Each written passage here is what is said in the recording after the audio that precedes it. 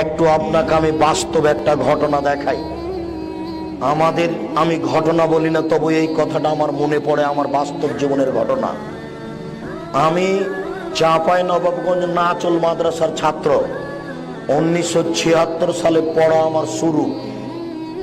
82 সাল পর্যন্ত ওখানে পড়েছি। 76 সাল থেকে 82 সাল পর্যন্ত মাওলানা শীষ মোহাম্মদ এবং মাওলানা আতাউল্লাহর দুজনের খাবার নিয়ে গেছি দুপুরে।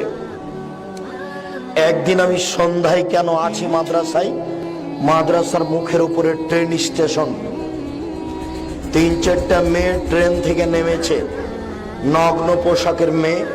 টিপ টিপ টিপ টিপ করে বৃষ্টি হচ্ছে, ওদের গায়ে কাপড় লেগে গেছে। মাওলানা শীষ মোহাম্মদ অজু করে দাঁড়াচ্ছিলেন, এই সময়ে তারা বারান্দায় এসে উঠেছে। তিনি বারান্দায় অজু করছিলেন, আমি পাশে দাঁড়িয়েছিলাম। আমি পানি দিয়েছি, তিনি অজু করছেন, আমি দাঁড়িয়ে আছি। ইতিমধ্যে মেয়েগুলি বারান্দায় এসে উঠেছে। এমনি তো নগ্ন